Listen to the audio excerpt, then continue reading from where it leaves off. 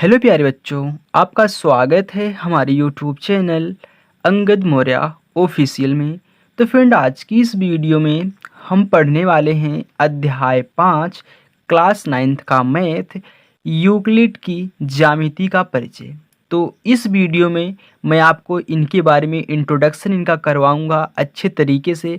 इन्होंने जितनी परिभाषाएं बताई हैं, ये जिस बेसिस पे चैप्टर इनका जो लगेगा, इन सब के बारे में आपको अच्छे तरीके से समझाऊंगा। ओके, तो चलिए देखिए, सबसे पहले ये जो यूक्लिड नाम है ना, ये यूक्लिड नाम इन्हीं का है जिन्होंने ये ज्यामिति का चैप्टर बनाया है। ओके, ये क्या है, एक गणितज्ञ हैं। तो इन्होंने जो ज्यामिति का चैप्टर बनाया है, तो ज्यामिति का मतलब क्या होता है आपको जानना जरूरी है। ओके, क्योंकि दोस्तों चैप्टर का नाम यहाँ का है ज्यामिति, तो ज्यामिति का मतलब आपको आना चाहिए। मान लीजिए कोई आपसे पूछ ले ज्यामिति का मतलब क्या है, तो चलिए मैं आपको समझाता हूँ। ओके, तो यहाँ पे ज्यामिति,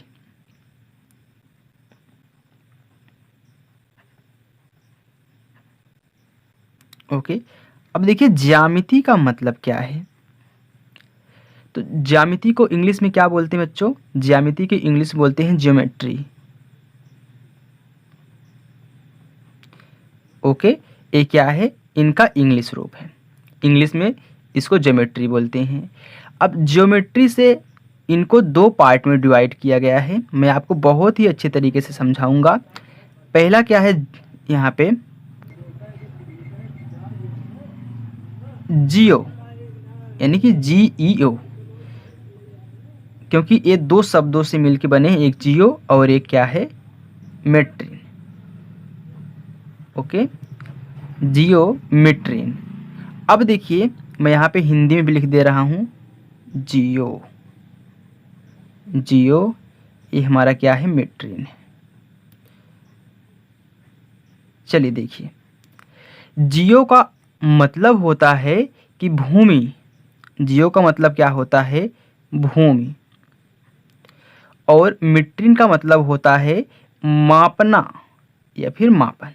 ओके, यानी कि भूमि, यानी कि हमारा जो ये अर्थ है, यानी कि जो पृथ्वी है, इस पे उपस्थित सभी चीज़ों का अध्ययन करने के लिए यहाँ पे ज्योमेट्री चैप्टर का स्टार्ट किया गया। ओके, यानी कि भूमि पर जैसे कि हम क्या मापते हैं, एरिया मापते हैं। मान लीजिए हमारा कोई खेत है, खेत है, तो खेत में हम क्या मापते हैं, इसका एरिया, यानी कि एरिया निकालेंगे खेत का, क्षेत्रफल, परिमाप, ये जितने भी हम निकालते हैं ना, सब क्या आते हैं, ज्यामिति के अंतर्गत आते हैं। ओके, तो यही क्या है, जैसे कि यहाँ पे मैं लिख दे रहा हूँ एरिया, इसको इंग्लिश क्या, ये तो इंग्लिश वो है, इसको हिंदी में क्षेत्रफल बोलते हैं। ओके, परिमाप हो गया, यानी कि पेरीमीटर हो गया। तो ये सब क्या है, ज्यामिति से संबंधित, यानी कि ज्योमेट्री से संबंधित हैं। तो इन्होंने क्या किया, यूक्लिड ने अपनी कुछ परिभाषाएं दी। तो सबसे पहले चलिए मैं आपको एक एक करके उनकी परिभाषा को समझाता हूँ, जो कि क्या है, एक सत्य कथन है जिन्हें कभी भी सिद्ध नहीं किया जाता है। ओके, ये पहले से ही सिद्ध हैं। चलिए देखिए, तो इनकी परिभाषा क्या है हम देख लेते हैं। देखिए बच्चों, यहाँ पे इनकी जो परिभाषा है मैं आपको बुक से समझा रहा हूँ। चलिए देखिए, पहला है कि एक बिंदु, यानी कि पॉइंट, एक बिंदु वह है जिसका कोई भाग नहीं होता। इसका मतलब क्या है, यानी कि जैसे मैं यहाँ पे ऐसे पेन से कर देता हूँ, तो क्या इसका कोई भाग है? क्या इसमें आपको लंबाई, चौड़ाई, मोटाई दिख रही है? नहीं, इसका कोई भाग नहीं होता है। यानी कि ये क्या है, एक बिंदु है जिसमें कुछ भी नहीं होता है इसका, यानी कि एक नगड़ के रूप में माना जाता है। ओके, चलिए देखिए, ये तो हमारा हो गया पहला, कि कह रहा है कि एक बिंदु वह है जिसका कोई भाग नहीं होता, यही हमारा क्या है, बिंदु है। चलिए अब देखिए दूसरी परिभाषा क्या है। हमारी दूसरी परिभाषा है, एक रेखा की लंबाई होती है परंतु चौड़ाई नहीं। यानी कि जैसे मैं यहाँ पे एक रेखा खींच देता हूँ, तो एक कह रहा है कि इसकी लंबाई तो है, क्योंकि लंबाई तो है भाई, यहाँ पे हम बढ़ा सकते हैं रेखा को, चाहे कितना भी बढ़ाया जा सकता है। तो इनकी लंबाई होती है मगर चौड़ाई नहीं होती है। लंबाई इनकी होती है लेकिन जो चौड़ाई है, इनकी चौड़ाई नहीं होती है। एक इनका जो परिभाषा इन्होंने दिया है, ये कह रहे हैं कि एक रेखा की लंबाई होती है, यानी कि लंबाई आप बढ़ा सकते हैं परंतु चौड़ाई नहीं होती है। चलिए हमारा पहला दूसरा भी क्लियर हो गया। चलिए देखिए तीसरी परिभाषा क्या है। कह रहा है कि एक रेखा के सिरे बिंदु होते हैं, यानी कि एक रेखा, मैंने एक रेखा यहाँ पे खींच ली तो कह रहा है कि इनके जो सिरे हैं, इनको जो सिरे हैं ये क्या होते हैं, बिंदु होते हैं। ये आरी आरी वाले क्या होते हैं, बिंदु होते हैं। तो ये हमारी तीसरी हो गई। चौथी हम देख लेते हैं। चौथी क्या कह रहा है कि एक सीधी रेखा ऐसी रेखा है जो स्वयं पर बिंदुओं के साथ सपाट रूप से स्थित होती है। एक सीधी रेखा ऐसी रेखा है जो स्वयं पर बिंदुओं के सपाट रूप में स्थित होती है। अब यहाँ पे ध्यान दीजिए, जैसे कि मैंने कोई रेखा बनाई, मैंने यहाँ पे एक रेखा खींच ली। अच्छे से ध्यान दीजिए, मैंने कोई यहाँ पे एक रेखा खींच ली। जैसे यदि आप इस रेखा को जूम करें या फिर लेंस से देखें फैला के, या फिर आप ऐसे कोई स्केच से रेखा खींच लीजिए और उसको जूम करके देखिए, तो क्या होता है जब वो फटता है ना तो झीन यानी बूंदी बूंदी ऐसे क्या होते हैं, कण दिखाई देते हैं। देखिए ऐसे छोटे छोटे छोटे छोटे कण आपको ऐसे सपाट रूप में चिपके हुए एक सीधी रेखा में दिखाई देंगे। ओके, मान लीजिए जैसे कोई आप फोटो खींचते हो, उसको जूम करोगे तो क्या होता है, आप बोलते हैं कि फोटो फट रही है, उसमें देखिए छोटे छोटे कण के रूप में फोटो फट के दिखाई देती है ना। वही कह रहा है कि एक सीधी रेखा ऐसी रेखा है जो स्वयं पर बिंदुओं के साथ सपाट रूप में स्थित होती है, यानी कि बिंदु के साथ। जब इनको फैला के आप जूम करके देखोगे इस रेखा को तो फटाफट आपको ऐसे बिंदु के रूप में यानी कि कण के रूप में आपको दिखाई देगा। ओके, चलिए देखिए अब फिर ये हमारा कौन सा था, चौथा था। पांचवा परिभाषा आप देख लीजिए। पांचवा परिभाषा हमारी है एक पृष्ठ यानी कि सरफेस एरिया। एक पृष्ठ वह है जिसकी केवल लंबाई और चौड़ाई होती है। मान लीजिए मैं यहाँ पे कोई एक पृष्ठ ले रहा हूँ, मैंने यहाँ पे कोई एक पृष्ठ ले लिया। ओके, तो इसमें क्या है, इसमें ये देखिए जो आपको दिख रहा है क्या है, लंबाई है ना, लंबाई है, ये हमारी क्या है, चौड़ाई है। तो वही कह रहा है कि एक पृष्ठ, यदि आपने कोई एक पृष्ठ लिया है, आप कुछ भी ले सकते हैं या फिर आप किसी का टुकड़ा ले लीजिए ऐसे काट के, या फिर यहाँ पे आप एरिया बना लीजिए, तो उसमें क्या होता है, सिर्फ लंबाई और चौड़ाई होती है। यानी कि कह रहा है कि एक पृष्ठ वह है जिसकी केवल लंबाई और चौड़ाई होती है। तो यहाँ पे मैंने एक पृष्ठ लिया है तो ये भाग क्या है, लंबाई है, और ये वाला भाग क्या है, चौड़ाई है। यही ना, ये लंबाई है और ये वाला हमारा क्या है, चौड़ाई है। चलिए देखिए छठा वाला, छठा हमारा क्या है, कह रहा है कि पृष्ठ के किनारे रेखाएं होती हैं। यानी कि इसे मैंने यहाँ पे पृष्ठ खींच लिया, मैंने यहाँ पे पृष्ठ खींच लिया ना, तो कह रहा है कि जैसे कि आपने कोई पृष्ठ लिया है तो ये आपको जो दिखाई दे रही है क्या है, रेखाएं होती हैं। पृष्ठ के किनारे क्या होती हैं, रेखाएं है ना। ये रेखा है, ये रेखा है, ये रेखा है, ये रेखा है, चारों क्या है, रेखाएं हैं। वही कह रहा है कि पृष्ठ के किनारे रेखाएं होती हैं। तो मैंने पृष्ठ लिया, ये रेखा है। ओके, चलिए देखिए अब फिर सातवां, इसका जो लास्ट परिभाषा है, क्या कह रहा है कि एक समतल पृष्ठ ऐसा पृष्ठ है जो स्वयं पर सीधी रेखाओं के साथ सपाट रूप में स्थित होता है। एक समतल पृष्ठ, तो जैसे कि मैंने यहाँ पे एक रेखाओं से बना समतल पृष्ठ लिया है ना, ये क्या है, एक समतल पृष्ठ है। वही कह रहा है कि एक समतल पृष्ठ ऐसा पृष्ठ है जो स्वयं पर सीधी रेखाओं के साथ सपाट रूप में, देखिए सपाट रूप में स्थित है ना, स्वयं सीधी रेखाओं के साथ, यानी कि रेखा के ऊपर रेखा है, रेखा के ऊपर रेखा है, क्या है, सपाट रूप में ये स्थित है। तो यही क्या हो गई, सातों परिभाषाओं का मैंने यहाँ पे आपको अच्छी तरह से इंट्रोडक्शन करा दिया है। तो चलिए अब इसके आगे हम चलते हैं, इन्होंने आगे क्या कहा है। और यहाँ पे ध्यान देंगे, ये जितने भी कथन हैं, ये जितने भी क्या है कथन हैं, ये क्या है, सत्य हैं। ये क्या है, सत्य हैं, इन्हें सिद्ध नहीं किया जाता। यहाँ पे लिख लेंगे, एक कथन सत्य हैं, इन्हें सिद्ध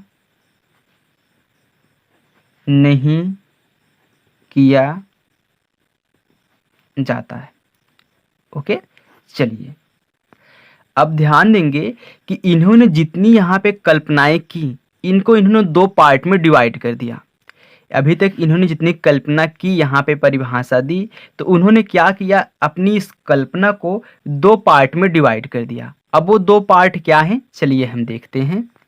चलिए देखिए, मैं यहाँ पे लिख रहा हूँ कि इनकी जो कल्पनाएं थी, इनकी जो कल्पनाएं थी, इन्होंने उसे दो भाग में या फिर दो भागों में विभाजित किया। देखिए, मैं लिख के आपको अच्छे से समझा रहा हूं, आप क्या करेंगे, अपने कॉपी पर उतार लेंगे। पहला हमारा है अवगृहित, अवगृहित जिसे बोलते हैं एक्जियोम, एक्जियोम्स, ओके। और दूसरा हमारा है अभिधारणा या फिर अभिधारणाएं, लिख लीजिए अभिधारणाएं। इसको इंग्लिश में बोलते हैं पोस्टुलेट, पोस्टुलेट, ओके। चलिए अब देखिए, ये हमारा क्या है, अभिगृहित है, ये हमारी क्या है, अभिधारणा है। तो अभिगृहित क्या है, अभिधारणा क्या है, मैं अच्छे से लिख लेता हूं, इसके बाद आपको समझाऊंगा। चलिए देखिए, यहाँ पे मैंने लिख लिया है। देखिए बच्चों, मैं ऐसे बोल के भी आपको समझा सकता हूँ बिना लिखे, लेकिन मैं लिख इसलिए रहा हूँ ताकि आप भी नहीं अच्छी तरह से लिख लें और समझ जाएं, ओके। क्योंकि बोलने में और लिख के समझाने में अंतर होता है। अब देखिए, अवगृहित क्या है, यहाँ पे मैंने लिखा है वे कल्पनाएं थी, यानी कि अवगृहित, अवगृहित वे कल्पनाएं थी जिन्हें निरंतर गणित में प्रयोग किया गया, निरंतर गणित में प्रयोग किया गया, और जिनका केवल ज्यामिति से ही विशेष संबंध नहीं था।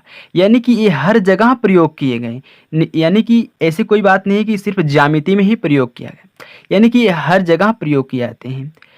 अब देखिए, अभिधारणा क्या थी, अभिधारणा है, उन्होंने अभिधारणा शब्द का प्रयोग उन कल्पनाओं के लिए किया, उन कल्पनाओं, ध्यान से यहाँ पे देखिएगा, उन कल्पनाओं के लिए किया जो विशिष्ट रूप से ज्यामिति से संबंधित थी। यानी कि इसका सिर्फ ज्यामिति में ही प्रयोग है, ओके। ये क्या है, ज्यामिति से विशेष रूप से संबंधित थी। तो चलिए अब देखिए, इन्होंने अभिधारणा में भी कुछ परिभाषाएं दी हैं, कुछ इन्होंने बताया है, और अवगृहित में भी बताया है। तो सबसे पहले हम क्या करते हैं, इस वीडियो में आज सिर्फ हम अवगृहित के बारे में जानेंगे, ओके। जो नेक्स्ट वीडियो में बताऊंगा, अभिधारणा आपको समझाऊंगा। चलिए, तो अवगृहित क्या है, उन सभी परिभाषाओं को हम यहाँ पे इन्होंने जो दिया है अपनी कल्पना, उनको देख लेते हैं। चलिए देखो बच्चों, तो यहाँ पे मैंने यूक्लिड के अवगृहित लिख लिए हैं, इनको मैं आपको एक एक करके अच्छे से समझाऊंगा। पहला हमारा है दो वस्तुएं जो एक ही वस्तु के बराबर हों, दो वस्तुएं जो एक ही वस्तु के बराबर हों दूसरे के बराबर होती हैं। यानी कि एक कहना चाहता है कि आपने कोई दो वस्तुएं, यानी कि कोई आपने एक वस्तु ली है और उसके बराबर कोई और दो वस्तुएं ली है। जैसे मैं यहाँ पे कोई एक वस्तु ले रहा हूँ, ओके। समझ लिए ये क्या है, हमारा मार्कर है, ओके।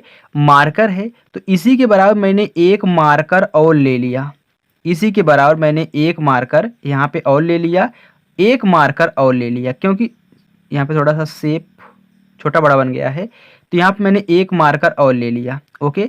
सभी क्या है, यहाँ पे मैं लेता हूँ क्या है, रेड है, यानी कि रेड, तीनों रेड हैं। यानी कि मैंने यहाँ पे एक मार्कर लिया था और एक मार्कर के बराबर मैंने दो मार्कर और ले लिए रेड रेड के।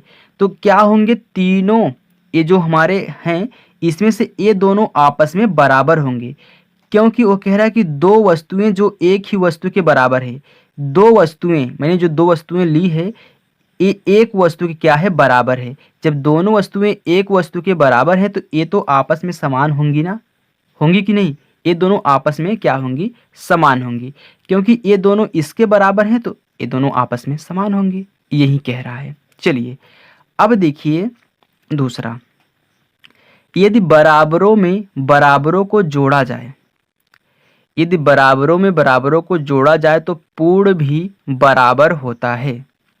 अब आप यहाँ पे ध्यान देंगे कि जैसे कि, तो देखिए, जैसे कि मैं यहाँ पे कोई एक शेप बना रहा हूँ, इसको त्रिभुज मत समझिएगा। यहाँ पे मैंने कोई वस्तु ली है, क्या है, वस्तु ली है, और यहाँ पे एक वस्तु मैंने ऐसे और ले ली, चलिए यहाँ पे नहीं, यहाँ पे मैंने एक वस्तु ऐसे और ले ली, यानी कि ए इसके क्या है, बराबर है। क्योंकि यार बराबरों में बराबरों को जोड़ा जाए, तो मैं यहाँ पे एक और ऐसे जोड़ दे रहा हूँ अलग से, इसमें मैं वैसे जोड़ दे रहा हूँ, तो दोनों क्या हैं, आपस में आपको बराबर दिख रहे हैं ना। वही कह रहा है कि यदि बराबरों में, तो मैंने पहले से एक शेप ले लिया था, दोनों आपस में, ये दोनों क्या थे, आपस में बराबर थे। जो मैंने शेप लिया है ये दोनों क्या थे, आपस में बराबर थे। फिर कह रहा है कि बराबरों को जोड़ा जाए तो पूर्ण भी बराबर होता है, यानी कि मैंने दो बराबर और वस्तुएं इसमें ऐड कर दी, दोनों ए आपस में क्या है, बराबर हैं। तो जो पूर्ण बनेगा तो ये दोनों भी तो आपस में क्या होंगे, समान होंगे ना, क्योंकि ये दोनों बराबर हैं, ये दोनों बराबर हैं, तो पूर्ण भी तो बराबर होगा, यही कह रहा है। चलिए तीसरा देखिए, तीसरा कह रहा है कि यदि बराबरों को बराबरों में से घटाया जाए तो शेषफल भी बराबर होता है। अब यहाँ पे बहुत लोगों को इस तरीके से नहीं समझ में आ रहा होगा, मानते हैं कि आपको ये नहीं समझ में आया, तो चलिए मैं कुछ और करके दिखाता हूँ। जैसे कह रहा है कि यदि दोनों क्या है, सेम है, वैसे इसमें जोड़ा गया है, इसमें कह रहा है कि घटाया जा रहा है, दोनों सेम है। अब यदि कह रहा है कि यदि बराबरों में बराबरों को जोड़ा जाए, जैसे मैं यहाँ पे 4 ले रहा हूँ, यहाँ पे मैं 4 गिनती, मानते हैं कि आपको समझाने के लिए मैं ऐसा कर रहा हूँ, मैं गिनती यहाँ पे 4 ले लिया, यहाँ पे 4 ले लिया। अब इसमें से मुझे कोई बराबर गिनती जोड़नी है, जिसमें 2 इसमें भी दो जोड़ दिया, 2 इसमें भी जोड़ दिया, यानी कि दोनों क्या है, आप देखिए ये दोनों आपस में समान है, ये भी तो समान है, मैंने जोड़ दिया बराबर से, तो 4 2 6, 4 2 6, तो क्या होगा, पूर्ण भी आपस में समान है ना, यानी कि जो पूरा पूरा निकल के आया वो दोनों क्या है, आपस में समान है, यही कह रहा है। वैसे आप इसमें भी समझ सकते हैं, जैसे कि मैंने कोई यहाँ पे 8 ले लिया, ये तीसरा है, 8 ले लिया, यहाँ भी 8 ले लिया। कह रहा है कि यदि बराबरों को बराबरों में से घटाया जाए, मैंने कोई दो बराबर यहाँ पे संख्याएं ले लिया है, फिर मैंने यहाँ पे -4 किया, यहाँ भी -4 कर दिया, यानी कि बराबर बराबर घटा रहे हैं, तो कितना आएगा, 4 4, तो शेषफल भी बराबर होता है। तो देखिए शेषफल भी बराबर है ना, मैंने बराबरों में से बराबर को घटा दिया, तो शेषफल भी तो बराबर आ रहे हैं ना, ये भी 4 आ रहा है, ये भी 4 आ रहा है, बात यही है, चाहे आप फिगर से समझ लीजिए चाहे ऐसे समझ लीजिए। ओके, चलिए तो यहाँ पे देखिए तीसरा भी आपका समझो हो गया, इसी तरीके से है। अब यहाँ पे देखिए, जैसे कि आपने यहाँ पे समझा ना, अगर इस तरीके से भी आपको समझ में नहीं आ रहा तो समझाने का बहुत तरीका है, आप ऐसे भी समझ सकते हैं। देखिए तीसरे में मैं कोई 2 वस्तुएं ले रहा हूँ, ओके, मैंने कोई 2 वस्तुएं ले ली, दोनों क्या है, आपस में बराबर है, मैं पहले से बता दे रहा हूँ आपको, दोनों आपस में बराबर हैं।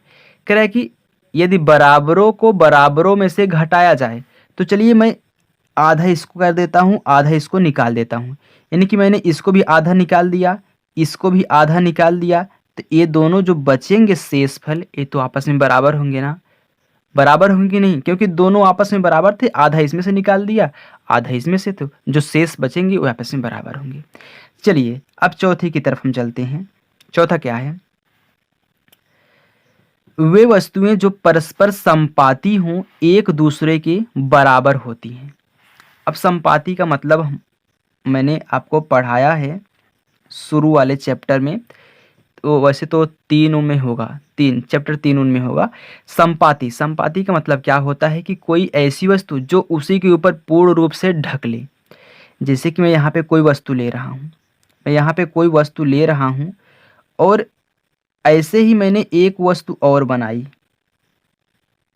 एक वस्तु और बनाई, मैंने इसको उठा के इस पे रख दिया, इसी को उठा के पूरा पूरा इस पे रख दिया, क्योंकि दोनों समान है तो आपस में क्या करेंगे, एक दूसरे को ढक लेंगे, एक दूसरे को ढक, जैसे कि आप सिक्का लेते हो ना, सिक्का ऐसे आप रखते हो, यानी कि 2 रुपए का सिक्का है, सेम वही 2 रुपए का सिक्का आप पूरा पूरा रखो तो एक दूसरे को ढक लेते हैं ना। वही कह रहा है कि वे वस्तुएं जो परस्पर संपाती हों एक दूसरे के बराबर होती हैं, क्योंकि 2 रुपए का सिक्का होगा तो 2 रुपए के सिक्कों को ऐसे आपस में क्या करेगा, ढक लेगा, क्योंकि दोनों आपस में क्या होंगे, समान होंगे, यानी कि बराबर होंगे।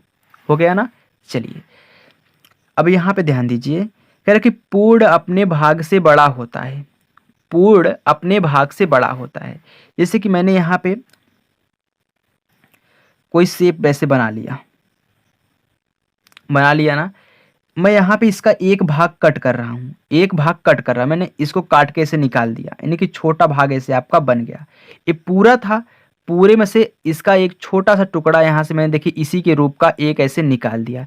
तो क्या है, ये छोटा सा है ना, लेकिन छोटा है, लेकिन ये तो बड़ा है ना। वही कह रहा है कि जो पूर्ण है अपने इस भाग से क्या है, बड़ा है, पूर्ण अपने भाग से बड़ा होता है। तो मैंने यहाँ पे आपको दिखा दिया। चलिए आगे देखते हैं हम। यहाँ पे छठा, एक ही वस्तु के दुगुने परस्पर बराबर होते हैं, एक वस्तु के दो गुने।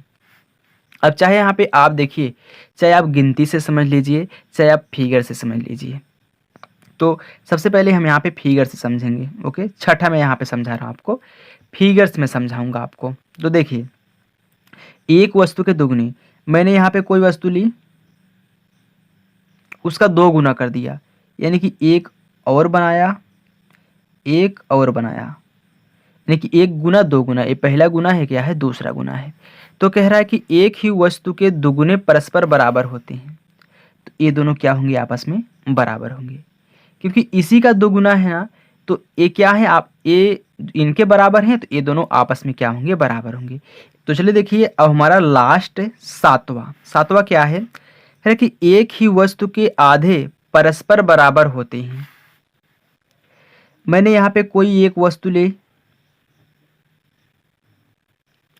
मैंने उसका आधा कर दिया, आधे आधे इसको काट दिया, ये दोनों आपस में क्या होंगे, बराबर होंगे। जैसे कि मैंने यहाँ पे एक पेन लिया है, मैं इसको अगर आधे हाथ काट दूं तो दोनों क्या होंगे, आपस में बराबर होंगे ना। या फिर जैसे मैं यहाँ पे 4 रुपए लिया हूँ, 4 रुपए लिया हूँ ना, मैं इसका आधा कर दूं तो कितना होगा, 2 और 2 बट जाएगा आधा करने के बाद। तो ये दोनों क्या है, आपस में बराबर है। यही कह रहा है कि यदि आपने कोई एक वस्तु ली है, उसका आधा क्या होता है, आपस में बराबर होते हैं। तो यहाँ पे अभी तक मैंने क्या सीखा, यूक्लिड की परिभाषा, यूक्लिड के अपगृहित। तो हमें आशा है कि बच्चों आपको ये वीडियो पसंद आई होगी।